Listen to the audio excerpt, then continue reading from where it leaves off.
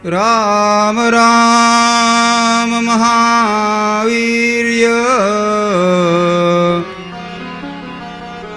कृष्ण दुष्ट निवर्हण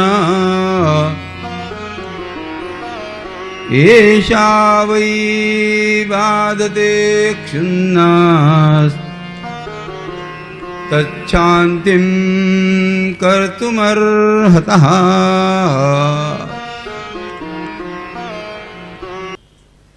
गोचारण करते करते सभी गोपाल बालकों को आज भूख लग जाती है। गोपाल बालक कन्हैया के पास में आते हैं। एषा वै बाधते क्षुन्नः। गोपाल बालकों ने कहा, कन्हू हमें सभी को बहुत ज्यादा भूख लगी है, भोजन की व्यवस्था आपको करनी होगी। कन्हैया ने कहा, मैं कैसे व्यवस्था कर सकता हूं? गोपाल बालकों ने कहा कि हमारे परिवार के लोग आपके भरोसे हमें आपके साथ में गोचारण के लिए भेजते हैं, आपको ही व्यवस्था करनी होगी। गोपाल बालकों का आग्रह देखा। कन्हैया ने कहा, यदि भूख लगी है तो आप एक काम करो, यहां से देखो दूर दूर दूर दूर आपको धुआं दिख रहा है। जहां पर धुआं है वहां पर यज्ञ हो रहा है, और जहां पर यज्ञ होता है वहां पर ब्राह्मण देवता होते हैं, और जहां पर ब्राह्मण देवता होते हैं वहां पे खाने में चकाचक होता है, बिल्कुल। और यजमान अच्छा मिलने के बाद क्या पूछे।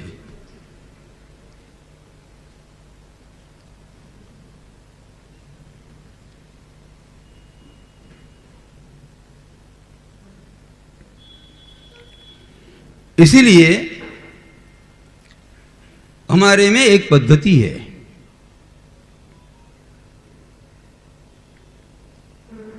यदि यजमान ब्राह्मण का दर्शन करना चाहता है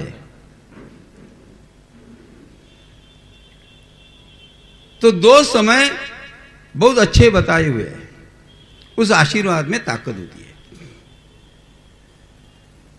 एक तो ब्राह्मण देवता सुबह में ध्यानाभ्यास करके जग जाते हैं, पूजा करने के पहले संध्या वंदन करते हैं, और संध्या वंदन जैसे ही समाप्त हो जाती है उस समय में यजमान यदि ब्राह्मण देवता को प्रणाम करे तो उस आशीर्वाद का फल विशेष होता है, उस आशीर्वाद में क्षमता होती है।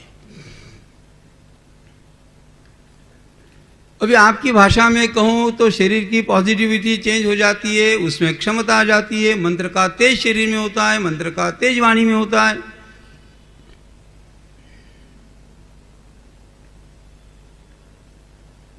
ब्राह्मण देवता को यदि प्रणाम करना है तो संध्या वंदन के बाद तुरंत करे, वह आशीर्वाद कुछ अलग होता है।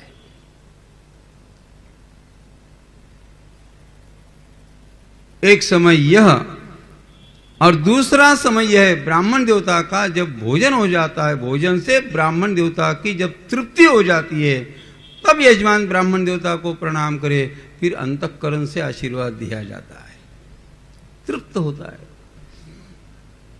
भूखे ब्राह्मण को प्रणाम करेगा तो बेचारा क्या आशीर्वाद देगा? हाँ,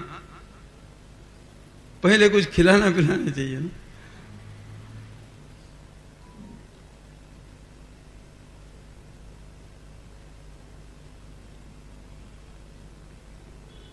कन्हैया ने कहा, जहां जहां धुआं दिख रहा है वहां वहां यज्ञ है, जहां जहां यज्ञ होता है वहां वहां ब्राह्मण देवता होते हैं, जहां जहां ब्राह्मण देवता होते हैं वहां पर खाने में चकाचक होता है, और होना भी चाहिए।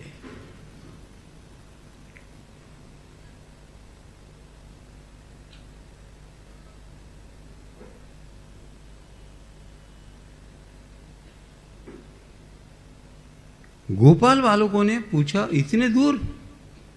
पहले भूख लगी है, इतना दूर आप भेजना चाहते हो?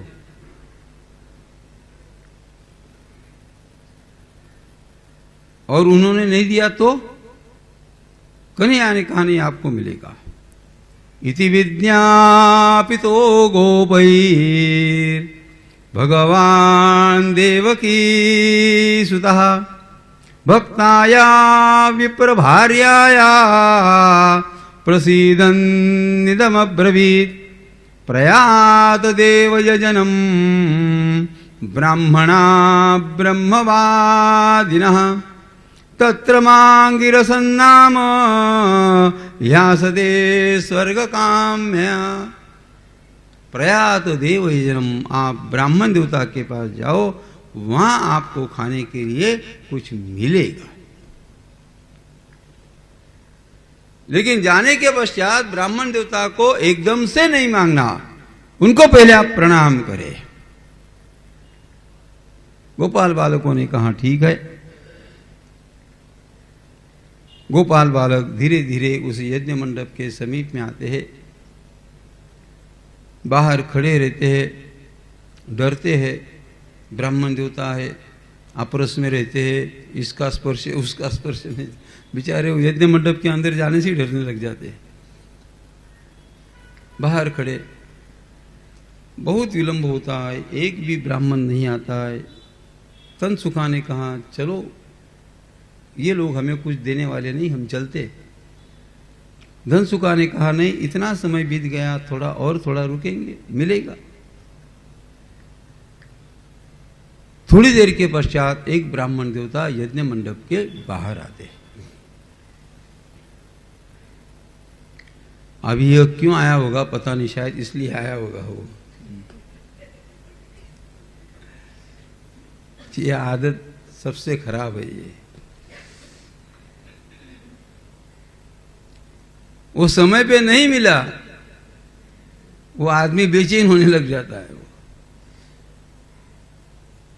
इसलिए कोई कोई लोगों को मैं देखता हूं, जब वो कोई काम करने के लिए बैठते हैं तो पहले क्या करते, बैठते एकाग्र चित्त से बैठते हैं।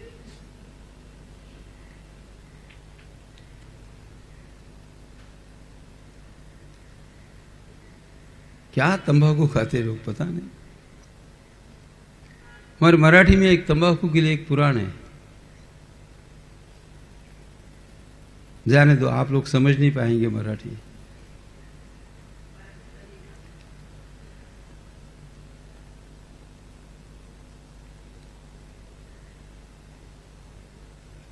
एक स्टाइल ही अलग होती है उन लोगों की, स्टाइल में खाते हो।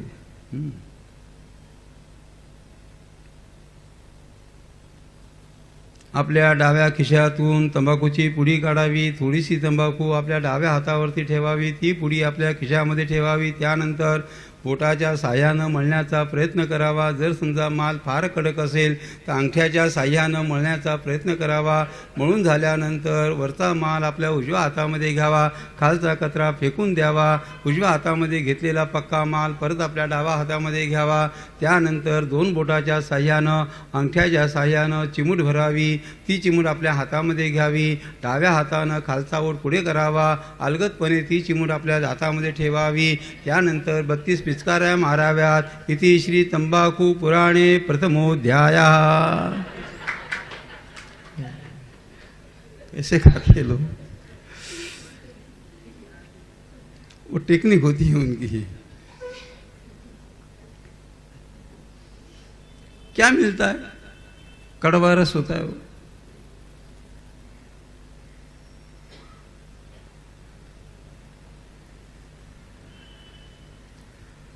ये ब्राह्मण देवता बाहर आए, सभी गोपाल बालकों ने साष्टांग दंडवत प्रणाम किया, प्रार्थना की, हाथ जोड़ करके कृतांजलि पुटा विप्रान दंडवत पतिता भुवि, साष्टांग प्रणाम किया। उन्होंने कहा कि कन्हैया ने हमें कृष्णस्य आदेश कारण, कृष्ण भगवान के कन्हैया के आदेश के कारण हम यहाँ पर आए हुए हैं। आप हमें कुछ खाने के लिए आप हमें दीजिए, हमें भूख लगी है। ब्राह्मण देवता ने कहा ठीक है ठीक है ठीक है, इतना ही कहा। वो अंदर जाता है, अंदर गया, वो बाहर आया ही नहीं देने के लिए। अब दूसरा ब्राह्मण बाहर आया, गोपाल बालकों ने उसे भी साष्टांग दंडोत प्रणाम किया, उसे भी कहा भाई भूख लगी है, कन्हैया ने भेजा है, आप खाने के लिए कुछ दो। इस ब्राह्मण देवता ने कहा ठीक है ठीक है ठीक है। वो अंदर गया, वो भी बाहर नहीं आया। 1 2 3 4 15 20 ब्राह्मणों को दंडोत प्रणाम करते करते और भूख बढ़ गई, हो गई समस्या खड़ी। ब्राह्मणों ने क्यों नहीं दिया? ब्राह्मणों के सामने इस प्रकार की एक समस्या थी। यज्ञ भगवान का, यज्ञ नारायण भगवान का यज्ञ चल रहा है, और जब तक आरती के पहले नैवेद्य नहीं बताते तब तक उस अन्न में से किसी को भी कुछ नहीं दिया जाता। अच्छा, ये बच्चे अभी मांगने के लिए आए, अभी देना संभव नहीं, अभी तो पूर्णाहुति को बहुत विलंब है। अच्छा, दिया भी नहीं और रुकने के लिए कहा भी नहीं। भाई पूर्णाहुति को कितना समय लगेगा पता नहीं, इसीलिए उन्होंने कुछ दिया नहीं। हमारे घर में यदि कोई फंक्शन है, उस समय में यदि हम कोई अन्न तैयार करते हैं तो ठाकुर जी का पूजन हो जाने के पश्चात, ठाकुर जी को नैवेद्य बताने के पश्चात ही उस अन्न में से प्रसाद के रूप में खाना चाहिए। बताते हो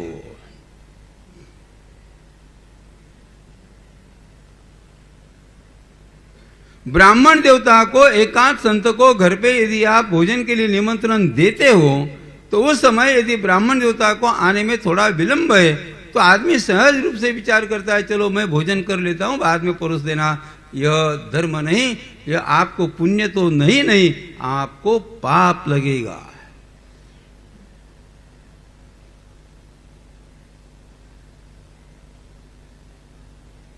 शास्त्रकार तो यहां तक बताते जिस वस्तु को हमने एक बार सूंघ लिया बस वो झूठी हो गई।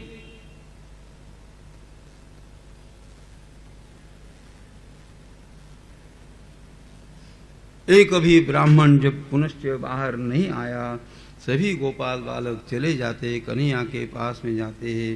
कन्हैया ने दूर से देखा कि शायद इन गोपाल बालकों का काम नहीं हुआ होगा, और भाई चलने से ही पता चलता है काम हुआ अथवा नहीं हुआ। लड़का पास हुआ, वो घर पे दौड़ते दौड़ते आता है, मम्मी मैं पास, और फेल होने वाला कैसे आता है? उसको पूछने की आवश्यकता नहीं होती है, मम्मा समझ जाती है, मारो पप्पू फेल, समझ। अब ब्राह्मण देवता के पास जाकर के सभी गोपाल बालक आए। गोपा निराशा प्रत्येत्य तथो जो कृष्ण रामयो। निराशा, कंसुका ने कहा कनु हमें कुछ भी नहीं मिला, कुछ दिया नहीं, इतने साष्टांग दंडोत प्रणाम हमने किया, हम थक गए। यह सुनकर के कन्हैया थोड़ा हंसने लग जाता, तदुपा करने प्रहस्य वह हंसने लग जाता।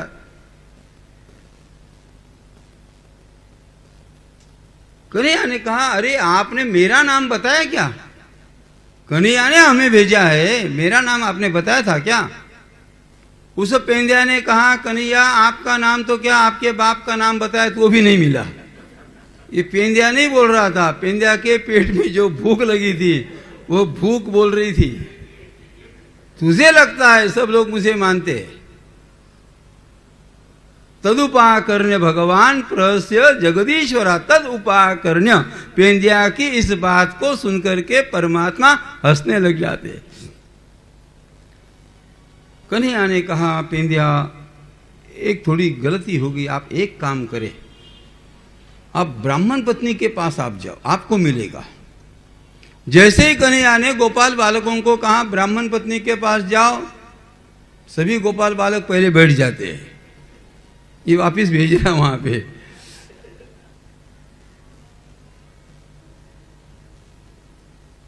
कंसुका ने कहा यदि ब्राह्मण पत्नी ने नहीं दिया तो कन्हैया ने कहा देखो तनसुखा आप झगड़ा मत करो। ब्राह्मण पत्नी ने यदि आपको कुछ भी नहीं दिया तो आने के पश्चात हर एक गोपाल बालक मेरे पीठ में 2-2 धुसे लगाएगा। देखो भगवान को भी नारी जाति के प्रति कितना विश्वास है, ब्राह्मण पत्नी आपको देने वाली। भगवान को स्त्री जाति के प्रति, नारी शक्ति के प्रति इतना जो विश्वास है, इसका मूल कारण इस प्रकार का है। भारतीय संस्कृति में भारतीय स्त्री कोई भी किसी भी प्रकार का व्रत लिए बिना वो जीना नहीं चाहती। नॉट ए सिंगल लेडी, वो किसी न किसी प्रकार का व्रत करती रहती है अपनी शारीरिक क्षमता के अनुसार। श्रावण मास में 1 महीने के लिए व्रत नहीं करेगी, लेकिन एकाध दिन के लिए करेगी। 12 मास की एकादशी का व्रत नहीं करेगी, लेकिन आषाढ़ी एकादशी, कार्तिकी एकादशी, बड़ी एकादशी है तो एकादशी का व्रत करेगी। हर एक पौर्णिमा का व्रत वह नहीं करेगी, लेकिन जैसे ही दत्त भगवान का पौर्णिमा का दिन आता है उस समय वो व्रत रखती है। एक माला का जप करेगी, तुलसी माता को सींचेगी, सोमवार तो भी करेगी, गुरुवार तो भी करेगी, कुछ न कुछ वो करती है। बिना कुछ किए माता ये नहीं रह सकती, धार्मिक काम किए बिना माता नहीं रह सकती। आप ये इस प्रकार की वृत्ति आप पुरुषों में कदापि नहीं देखोगे। हमारे संप्रदाय की रक्षा, हमारे संस्कारों की रक्षा, हमारे परंपराओं की रक्षा जिस प्रकार मातृशक्ति ने की उस प्रकार पुरुष वर्ग ने नहीं की। इसलिए हमारे धर्मशास्त्र ने मातृदेवो भव पहले कहा और पिता का स्थान बाद में रखा।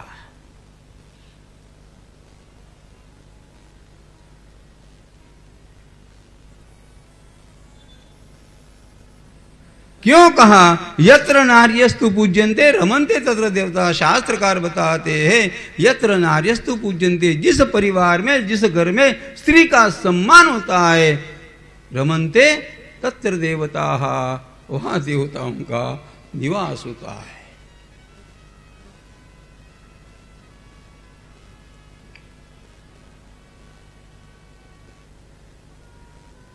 कुछ न कुछ करती है हर एक महिला। वो अपने पति को कहती है भाई चलो कथा सुनने के लिए चलेंगे। उसने कहा कि भाई आप सुनती हो ना, आप सुनती रहो, आपको पुण्य मिलेगा। वह कहती है हम तीर्थ यात्रा करने के लिए चलते हैं। वह कहता, छगन भाई कहता है भाई तीर्थ यात्रा आप करते हो। वह कहती है मैं आपके कल्याण के लिए मैं कहती हूँ कि आप चलो, आप तीर्थ यात्रा करें, दान धर्म करें, आप भागवत कथा सुने, श्रीमद् भगवद गीता का पारायण करें। मैं आपके कल्याण के लिए कहती हूँ, कुछ तो भी आपको करना चाहिए ना।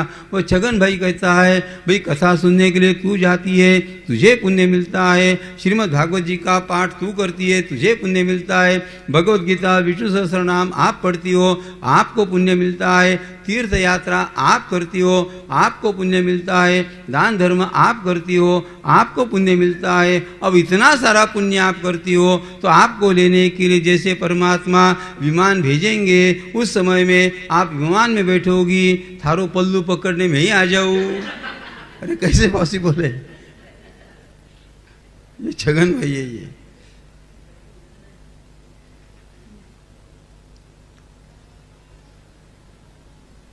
छगन भाई को व्यापार के अलावा कुछ सोचता ही नहीं है उसको।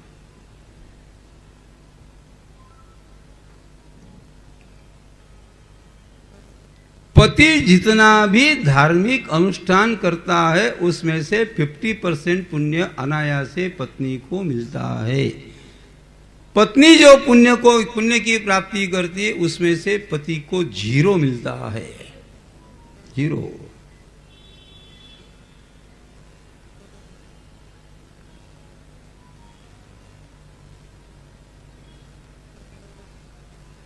भगवान को विश्वास था। कन्हैया ने कहा आप जाओ। सभी गोपाल बालक निकलते हैं। ब्राह्मण पत्नी के पास में थे। ब्राह्मण पत्नियां रसोई घर में रसोई का काम कर रही थी। अब जैसे ही रसोई घर के समीप में सभी गोपाल बालक जाते हैं, अब अच्छे अच्छे मिष्टान्न पदार्थ बन रहे थे, तो पदार्थों की खुशबू रसोई घर के बाहर भी आ रही थी। गोपाल बालकों ने जैसे ही खुशबू को सूंघा, भूख और ज़्यादा बढ़ गई। गोपाल बालकों को बहुत आनंद हुआ। गोपाल बालक बहुत नज़दीक जाकर के देखते हैं, आज सभी की भूख बढ़ने वाली ये सामने माल देख करके, इसीलिए आगे आकर के बैठे सभी।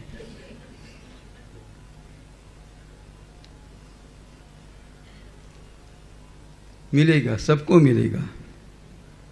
और आज मुझे विश्वास है, कितना भी लेट छोड़ा तो भी आप बैठी रहोगी इसके लिए।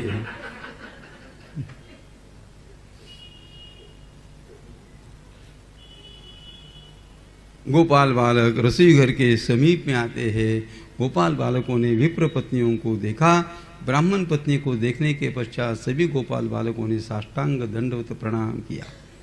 नमो वो विप्रपत्नीभ्यो निबोधत वचांसिनः इतो विदूरे चरता कृष्णेनेशिता वयं गाश्चारयंस गोपालै स रामो दूरमागतः। कन्हैया तथा बलराम जी महाराज गोचारण के लिए वन में आए हुए हैं। यहाँ पर ऐसे नहीं कहा हमें भूख लगी, यहाँ पर कहा उन दोनों को बहुत भूख लगी है। बुभुक्षितस्य तस्यान्नम सानुगम्यम प्रदीयताम्। ब्राह्मण पत्नी ने जैसे ही सुना कन्हैया यहाँ पर आया हुआ है, कन्हैया को भूख लगी है, ब्राह्मण पत्नी ने गोपाल बालकों को कहा आप चलो, हम पीछे से आ रही है। गोपाल बालकों को भरोसा नहीं था, ब्राह्मणों ने कुछ नहीं दिया, ये हमें आगे भेज देगी, पीछे से आएगी अथवा नहीं आएगी। उन्होंने कहा हमारे साथ चलो आप। चतुर्विधम भिन्न भिन्न प्रकार के व्यंजनों की थाली लेकर के सभी ब्राह्मण पत्नियां निकलती है, सज धर के निकलती है और कन्हैया के सामने आती है।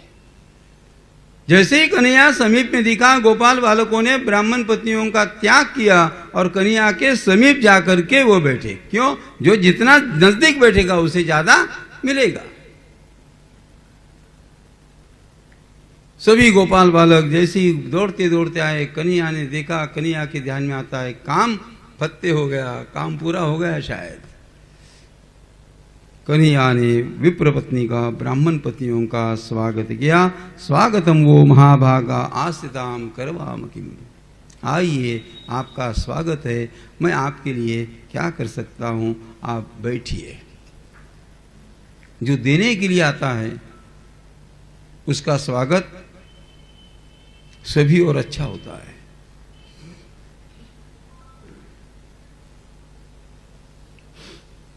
कन्या का यदि विवाह है, सभी मेहमान आते, संबंधी आ गए, आइए आइए, पधारो पधारो पधारो पधारो, जाओ, बस इतना ही करते हैं। और कुछ लोग आते हैं, उनका भी स्वागत करते हैं, आइए आइए आइए।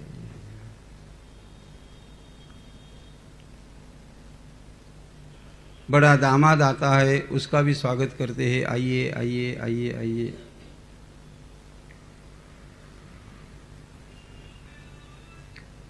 सास को जब तक छोटा दामाद नहीं मिलता तब तक ससुराल में बड़े दामाद की कीमत होती है।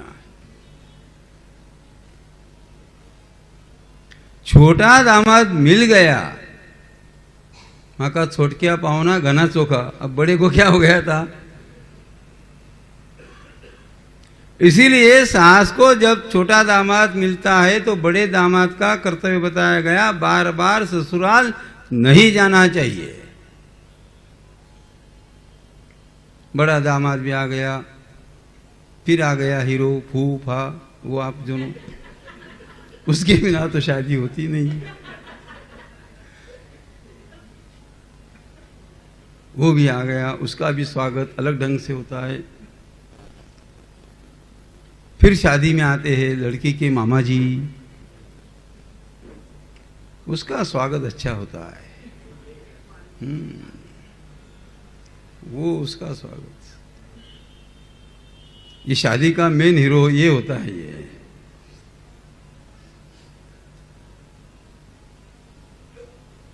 मायरदार, उनका मामा जी का कमरा भी अलग स्पेशल कमरा होता है।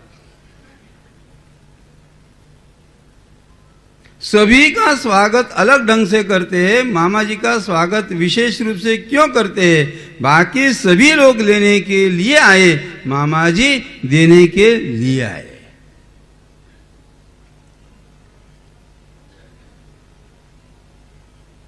अच्छा, लड़की के माता पिता भी इतने होशियार होते हैं। मायरदार, जो उसका काम होता है वो पहले नहीं करते, वो बोलते बाद में करेंगे। मामा जी बोलते अभी नहीं, शादी हो जाने को बाद में। उसको ये पता है एटर्जी खाली हो गई, हमारी कीमत खत्म हो गई, सब हो जाने दो, तब तक मैंने क्या लाया आपको पता नहीं होगा। सब लोग इतना दिमाग लगाते हैं ना।